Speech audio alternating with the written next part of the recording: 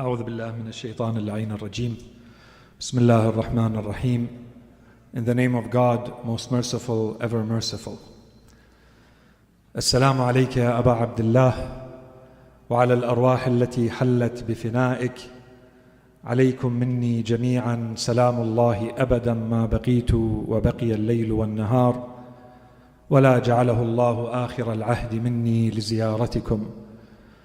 السلام على الحسين وعلى علي بن الحسين وعلى أولاد الحسين وعلى أصحاب الحسين. Respected sisters, dear brothers, Assalamu alaikum jami'an wa rahmatullahi wa barakatuh. This night we enter once again the season of mourning and sorrow and tragedy of Ahl al-Bayt alayhim as-salam, of Imam al-Hussein, of his companions and of his family members. A season that for some of us will last 10 days. For some of us will last 40 days. For some of us will last the entirety of the month of Muharram and the entirety of the month of Safar, each depending on their level of commitment to the tragedy of Karbala and to the tragedy of Imam al-Hussein alayhi salam. As we enter these holy moments, and they truly are holy moments, we begin by asking Allah subhanahu wa ta'ala to help us, bring us closer to Him through the remembrance of Imam al-Hussein alayhi salam. The remembrance of the Imam, which as we delve deeper and deeper into our religion, we discover to be a divine mercy for humankind.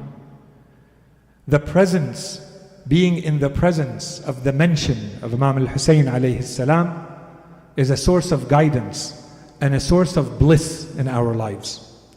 We ask Allah subhanahu wa ta'ala that we experience this bliss in these days and nights ahead, and that this experience remains with us after these 10 days and nights. Every year, as we enter this season of Ashura and Muharram, we start hearing discussions and questions and debates about everything that has to do with the lectures. What should lecturers be covering? Which themes and which topics? And our communities, are they really benefiting from these gatherings and these lectures and these majalis? Should we continue to have them and invest in them? Should we continue to pour so much time and energy into them? And then what about the lecturers? Are they really providing the type of information and content and so on and so forth that is needed, that is relevant, that is timely? This is a debate that rages on year after year, every time we come closer and we enter into the season of Ashura. The first point is that this is a very valid and legitimate questioning and debate. As communities, we need to aspire. We need to have great expectations. There's nothing wrong with that. From our centers, from our lecturers, from ourselves as communities. We should expect our lecturers to be well prepared, to choose their topics carefully, and to come and deliver them in the most eloquent and the most effective way. We need to think about what we can do as communities around these majalis. The time and effort and energy that we put into them, can it be leveraged and used to create even greater benefit for us, for our children, for our families, for the next generations? These are all legitimate concerns and we should have them. But usually when we come to this debate, the first piece is missing. The most important piece is usually missing. And that has to do with ourselves. What have I done personally to prepare myself and fully benefit from these majalis? Before I think about the community and the centers and the lecturers, what am I doing to prepare myself so that I fully benefit from the majalis of Imam al-Hussein alayhi salam and Ashura?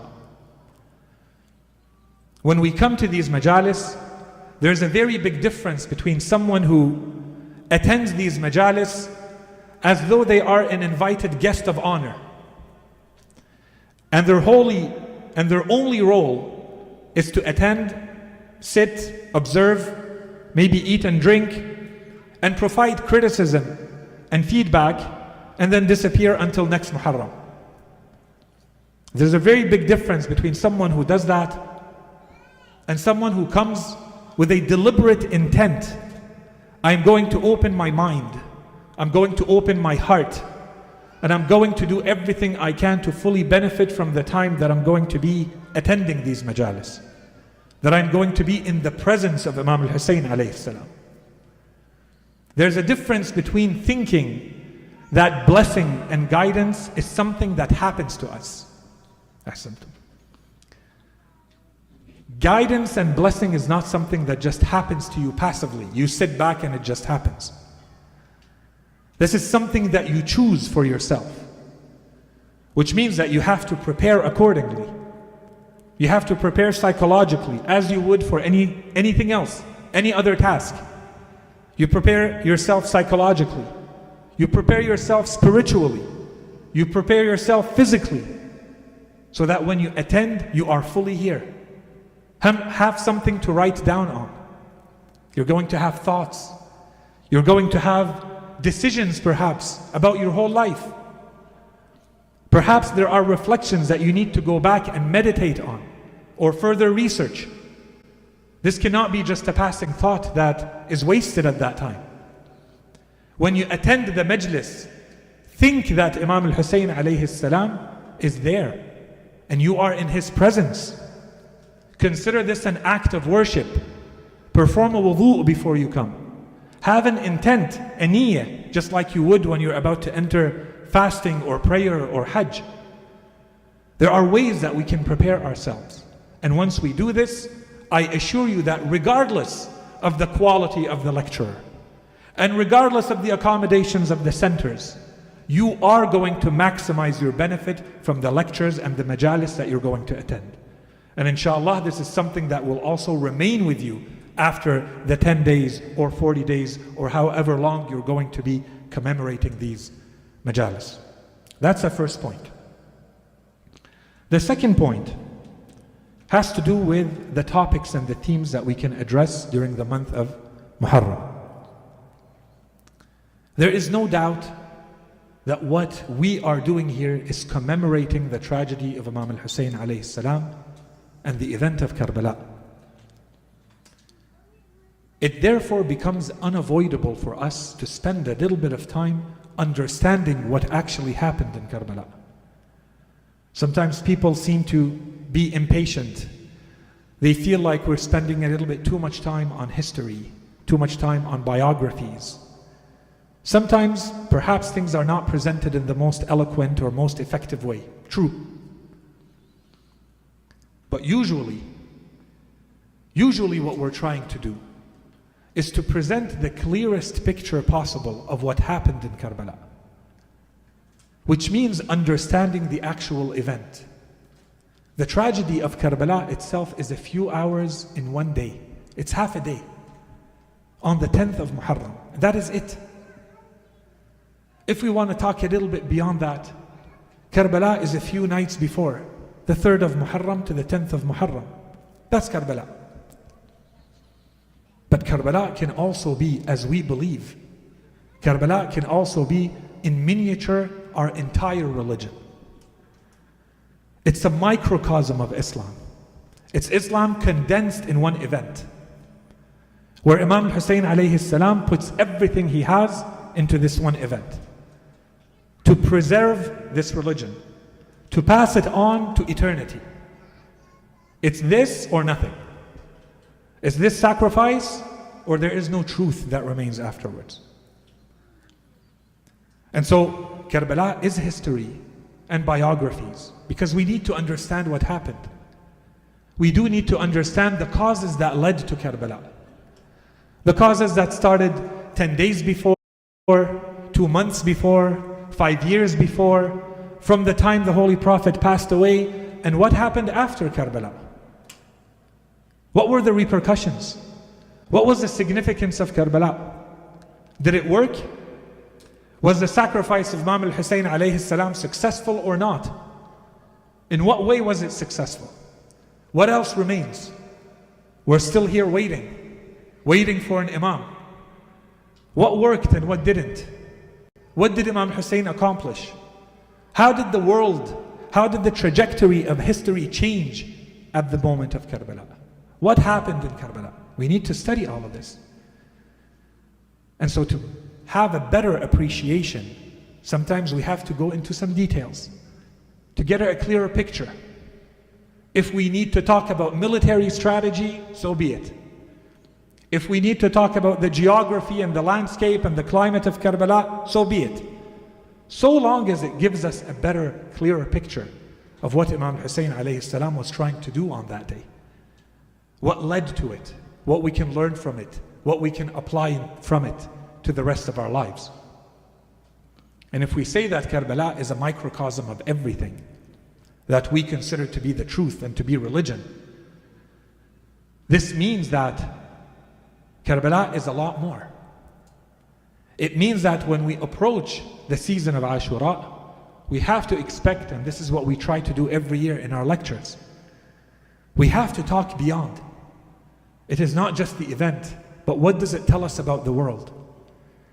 What does it tell us about our relationship with Allah subhanahu wa ta'ala? What does it tell us about contemporary things happening in the world today? The relationship between science and faith, spirituality, family relationships, society and politics and culture. All of that is Karbala. And so, what we have done in the past is that we usually take one theme per year and we explore that theme from all of these different angles in a way that allows us to understand that theme by drawing lessons from Karbala, and in a way that, inshallah, can give us practical lessons that we can apply in our lives. And inshallah, this year is not going to be any different, where we try to reconnect with Allah subhanahu wa ta'ala, with the Holy Prophet, with the Holy Quran, with Ahl al-Bayt alayhim as-salam, with the Imam of our time, by better understanding the tragedy of Karbala and what it can teach us about today's world. How does it help us better understand the world in which we live? The theme for this year, inshallah, is going to be, and this theme, we're not going to come back to it. I'm going to present it today simply to have a backdrop, to set the stage for what we're going to be talking about. So it may seem a little bit out of the blue, but inshallah, the linkages will become clear tonight and in the next nights, inshallah. The theme is going to be the truth industry. Or to be more precise and specifically for tonight, as our introductory lecture, the truth industry and the importance of critical thinking. What do we mean by this? In today's world, there is a very big movement with an enormous amount of resources and money and effort and legislation and policy, redrawing what it means to have access to the truth, and redrawing what it means to say this is truth and this isn't. This is going to be the backdrop against which we want to talk about the topics we want to talk about. The attempt today is that there is what they call a whole of society effort. Every sector and every area and every domain and every citizen in society has to be part of this battle that is being waged against misinformation and disinformation and untruth and fake news and so on and so forth. From every angle, in every area, the aim being nothing less than to eradicate all human error. That's the aim. the claimed aim. How did we get here? And why is this good or bad? Because at first glance, it seems to be something very good. Who wants to be exposed to things that are being presented as truth when they are not? So what's the issue? And how did we get here? And just to be clear, what I'm presenting and what I'm talking about is not going to be things from, as they say, my own pocket. This is a summary of a lot of research from sociologists, from philosophers, from politicians, from investigative journalists that I summarize to you in a few minutes now. In the past, and many of you, I recognize many of the faces, the beautiful faces that we've had over the years, we've talked about the kind of world in which we live. And we said that this world is made up of ideas and principles. There are political foundations, there are economic foundations, there are ideological foundations to this world, and when we put them all together, there's one word that emerges to describe this whole regime we live in Western countries that we simply refer to as the neoliberal order. And we've talked about this in the past. Inshallah, this is just a quick reminder. In today's world, in the West, we live under a neoliberal order. What happened? These researchers tell us that the neoliberal order suffered two major traumatic events in 2016. There's a lot other stuff that happened in the world, but I'm focusing on two events because those are happening at another scale. They changed the world. That led directly to the truth industry that I'm talking about. Those two events are Brexit and the election of Donald Trump as President of the United States. And the lecture is not about those events in themselves. We're not talking about those events. We're simply describing what happened that led to the truth industry emerging. I think the majority of you understand Donald Trump was one of two candidates nominating himself to become President of the United States, the other being Hillary Clinton. Hillary Clinton being the favored candidate of the neoliberal order. After the elections, people chose Donald Trump. That's one very simple event.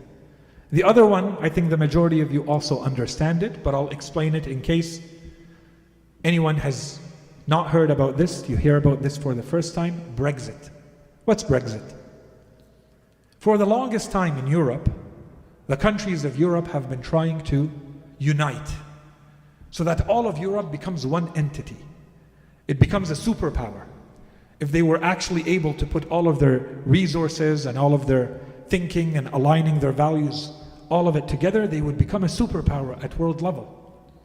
The problem is that their history shows that they are very fragmented. Their entire history is just wars. The entire history of Europe. Full of conflict. Impossible for any two groups to get together and unite. Finally, they were able to create the miracle of the European Union. They got all the countries of Europe to agree to be part of one entity that is now going to become one more superpower, one more pole in the world. They called it the European Union. Right away, as soon as this happens, there are voices that start to emerge from perhaps the biggest part, the most influential player in the European Union, the UK, where people say, we're not sure that this is in our best interest. We're not sure we want to be part of the European Union. Maybe this is not, it's better for us to be separate and alone. Back and forth leads to a referendum where people get to choose themselves whether they want to stay in the European Union or not. At the end, they vote not to stay. So Britain exited the European Union, Brexit. UK leaves in June 2016, they leave the European Union. That happened how many years ago now? Almost 7 years ago. Past 7 years ago now. They are still dealing with and still negotiating and still discussing in agreements what it means for the UK to have left. It's not settled yet. This is how big on world scale this was significant. At the political level, at the economic level, at the cultural level, and so on and so forth. As I said, the point is not to talk about those two events. Why were those events important? The real reason these events are significant is because they were considered to be traumatic blows to the neoliberal order of the world. And what made them 10 times worse, many times worse, is that the neoliberal order had done everything it can to prevent these outcomes. They did everything they can to prevent people from voting to exit in the UK. And they still voted to exit the European Union. The neoliberal order did everything it can to prevent people from voting for Donald Trump. And they still voted for Donald Trump. What does this mean? The conclusion, and there are many, many other smaller events, we're focusing on those two. When they put all of this together, those who hold the power, those who hold the influence in the neoliberal order said, therefore, if all of this happened, these undesirable outcomes happened, it's not because people are simply choosing freely one way or another, one selection or another, one choice or another. That's not what happened. When people can choose freely, they will choose the right thing. But in this case, they chose the wrong thing, which can only mean one thing, which can only mean that they were influenced from the outside. They were influenced by fake news, by misinformation, by disinformation, by untruth. And that's the reason why they were manipulated from the outside into choices that are bad for themselves even though they don't understand them. The normal citizen is too weak to understand by themselves how to make the right choice for themselves.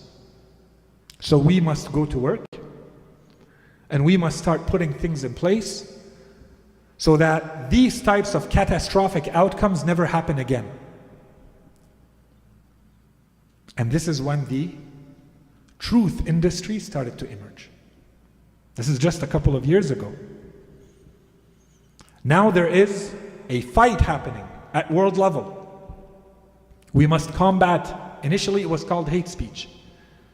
Hate speech is not elastic enough. It doesn't encompass enough. It's not strong enough when people hear it to be willing to let go of their freedom of expression and to see content being censored and regulated. Hate speech. It had to be something much bigger. So now the defense, the protection is about the truth. We must protect the truth itself. And so the industry emerged. An industry where you now have experts of truth. You have experts in misinformation and disinformation. People who are supposedly, somehow, they have a special access to the absolute truth. And then they get to tell you and I if something is truth or not. Because I can't determine that for myself. I can't be relied upon. I cannot be left to myself to look at information and decide critically whether this is something I accept or reject, something that I want to believe in or not. So I have to wait for the expert, and so we started to see the emergence of experts. We're not sure where they came from. I spent my whole life in university. There is no field, I assure you, in university where you can become an expert in truth. There's no academic expertise in truth. But now we have experts in truth, in information and misinformation and disinformation, who will distinguish it for you.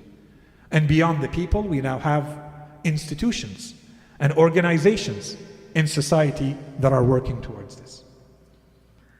And a lot of effort and a lot of money and a lot of power is going behind making sure that all of this is implemented at all levels in society. And this in itself is extremely dangerous. But it gets a lot worse. Because we might think that when we said the neoliberal order, we mean governments. As bad as things can get when governments do things, sometimes governments get things very right and sometimes they get them very wrong, and there's everything in between. But when you live in a democracy, there are checks and balances. There are opposition parties. There are members of parliament that are supposed to represent you. And you don't like them, then you get to present yourself as a candidate for people to elect you. And there's accountability. And you can stop voting for someone if you don't like their policies and their decisions.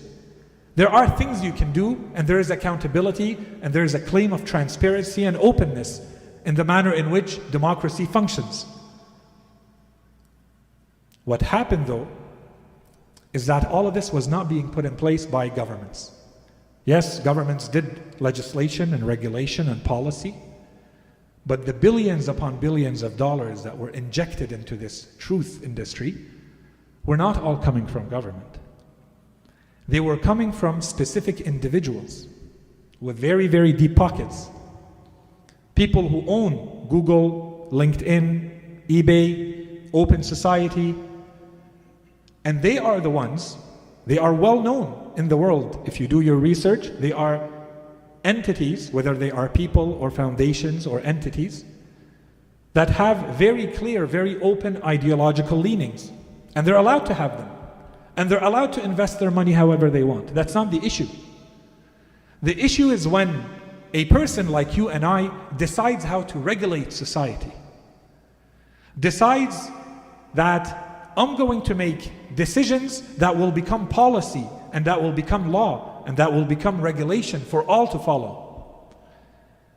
And I will inject money that is going to support my belief system, and everything else becomes untruth and misinformation and disinformation. And as time went by, this started to be taught in schools. So children today are taught at a very young age, as soon as you enter school, they will teach you that there are proper sources of information, there are truths that you will be taught, such as what the school is teaching you, where you can rely on these sources of information.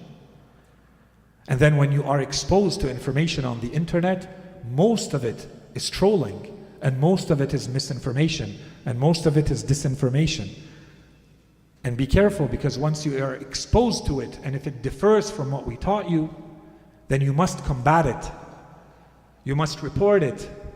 You must cleanse your mind from it. Otherwise, you're going to be contaminated by it. And this is the language they use. And if you see that others are being contaminated by it, you have to do everything in your power to help them, to get them back to see the right sources of information and the right truths. And so this is how, as we said, it becomes a whole of society endeavor. Everyone working hard together towards achieving and reaching and accessing the truth. And then beyond this, now there are very clear principles. If you do your research, there is something, for instance, called attitudinal inoculation. For those who have studied a bit of medicine, you will recognize the word inoculation. The whole theory behind when you are vaccinated, for instance, or how your immunity works. You're exposed to a weaker form of a toxic substance to your body, and because it's weakened, your body can deal with it for the first time, and it recognizes it, so that the next time when it meets it in its full form, it is able to deal with it. And this is how immunity works. This is the whole principle behind inoculation. Except that this is an inoculation of attitudes. It's an attitudinal inoculation. We're going to inoculate you through the algorithms of the platforms, so that you are ready whenever you are faced with certain types of information to recognize that these are misinformation, disinformation, untruth, fake news. And you quickly reject them and report them and help cleanse the world from them. If you do your research again, there are experiments taking place about something called pre-bunking. Pre-bunking is the idea that you use the algorithms, and this is not theory, This is already actually happening. For years it has been happening. Google and TikTok and YouTube and Twitter use pre-bunking. The definition of pre-bunking, if I can find it quickly, the definition of pre-bunking is that it stops citizens from forming specific social and political belief systems. We expose you to certain information and we prevent you from seeing certain types of information so that we shape your belief system. And then you no longer tolerate any other type of beliefs, any other ideas, any other values, any other beliefs. And the experiments have happened, if you do your research, in the US, in Germany, in Poland, in the Czech Republic, in Slovakia, and India was scheduled next, but I don't have dates. And if you understand what India means, in a couple of decades in the world, India will be the top country in the world in population. It will exceed China. This is where the world is at when it comes to the truth. Today you see headings in articles that says, this is in the US, and these are journalists, politicians, thinkers who write this, headings where you see free speech is a threat to democracy. And another article, censorship is necessary to protect democracy. A few years ago, this would have been ridiculous to even imagine. Today, this is reality. As I said, this is the backdrop. This is a world in which the truth now has an industry behind it, with experts, with institutions, with billions of dollars being injected. And we might think that this is absolutely revolutionary. It is and it isn't. This is how humanity functions. Those who hold the power and those who want to hold the power in the world, they've known this forever. You want to control people, you control what they think. And the Quran talks about this.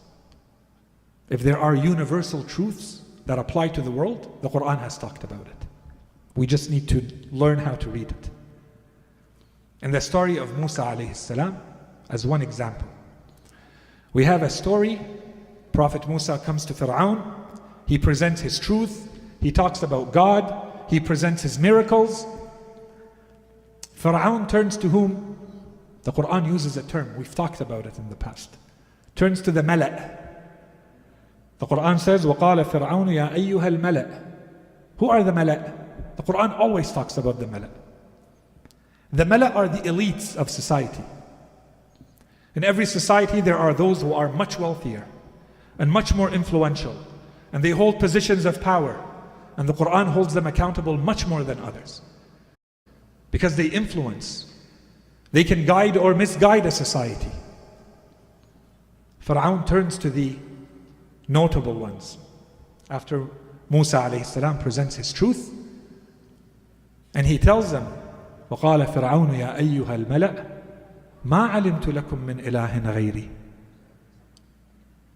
He tells them, O noble ones, O notables, O elites, I do not know any other gods for you than myself.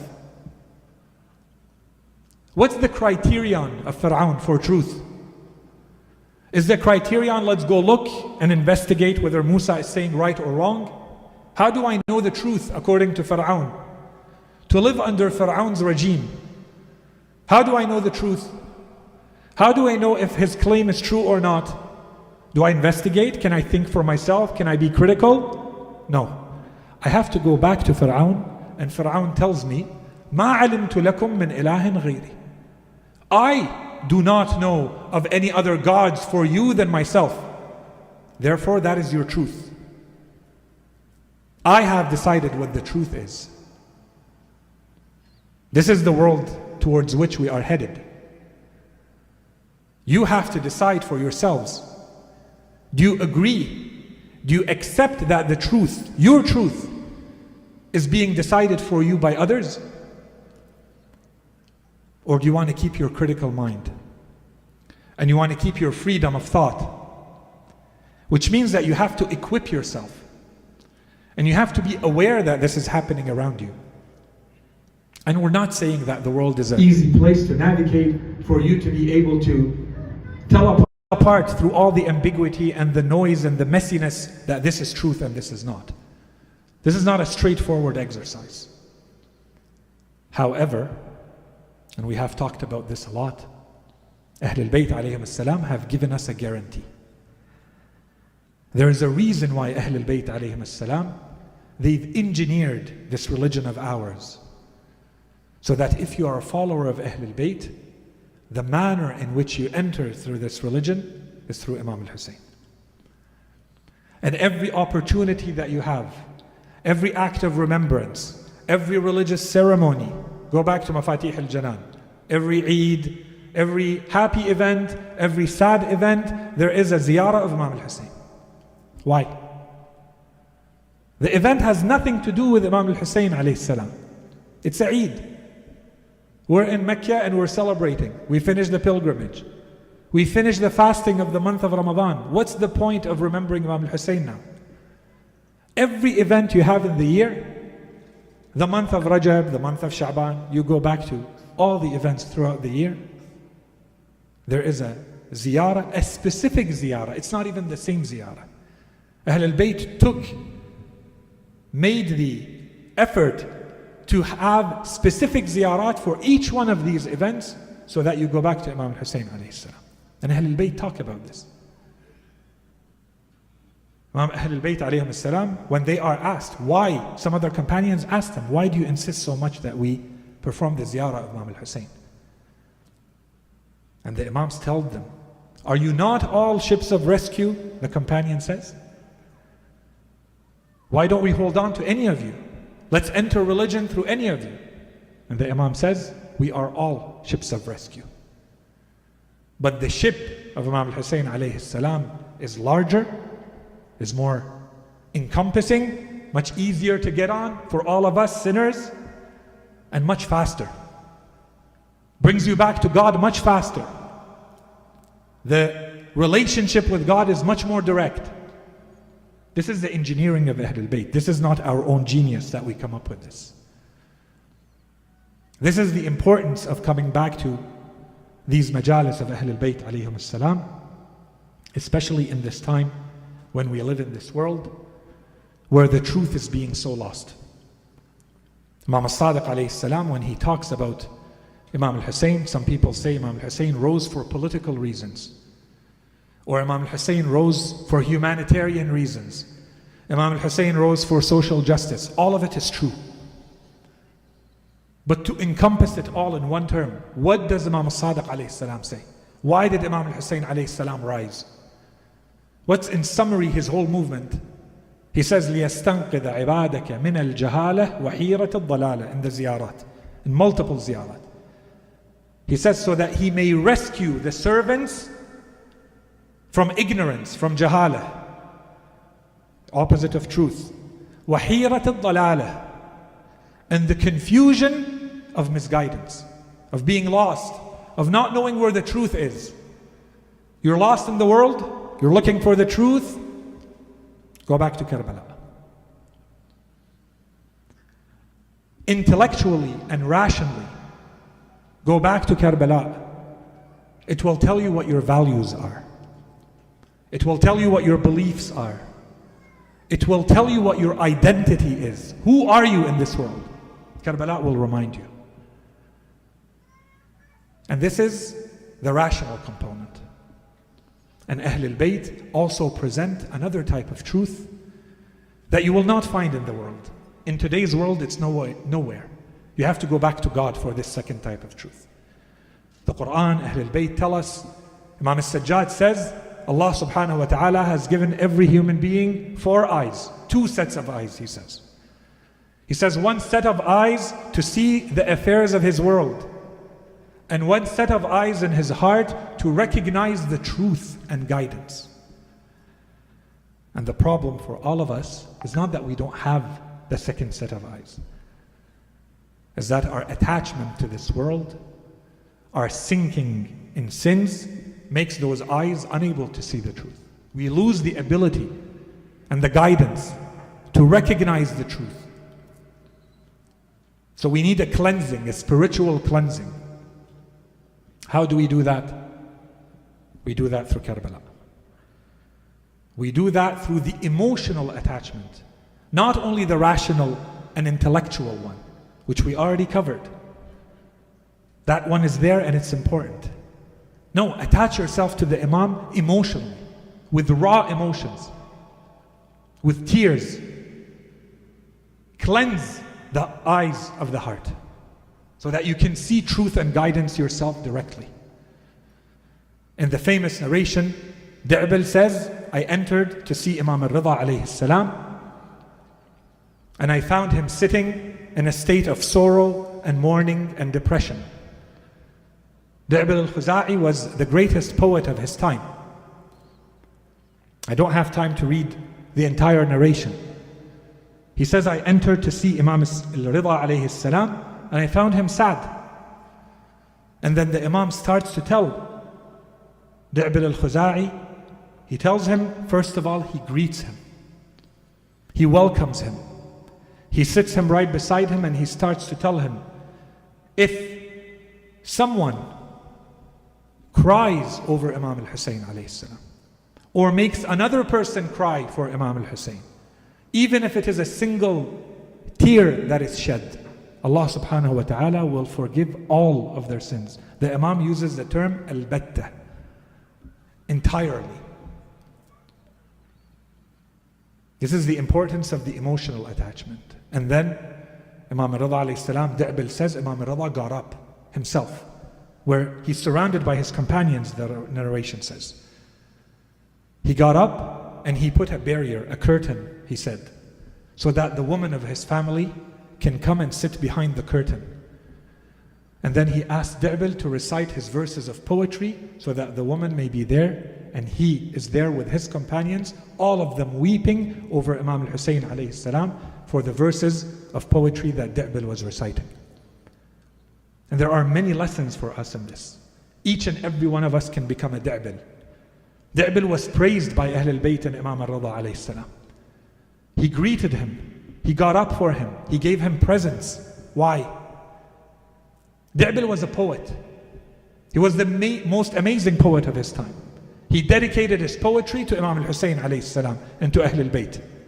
The Imam called him our supporter. By his tongue, so long as you live, use your tongue to support us. The same call to us applies. Our Imams are saying, support us. We're not poets. Not all of us are poets. But we have something that we can support Ahl al-Bayt with. All of us can be creative, and all of us have passions, and all of us have talents that we can use to dedicate to Ahl al-Bayt alayhim as-salam and become Di'bils in our own way. Let's not waste these opportunities, and inshallah this becomes the attitude, the general position through which we enter these holy nights of Karbala, these holy nights of Ashura, for the next few nights that we are together. Inshallah, we enter them with these broken hearts, looking for the truth, and ways to find the truth everywhere we look for it, without being told from others what that truth may be. Assalamu ala al-Husayn, wa ala Ali ibn al-Husayn, wa ala awlad al-Husayn, wa ala ashab al-Husayn, wa sallallahu ala Sayyidina Muhammadin wa ala alihi al-Tayyibin al-Tahirin.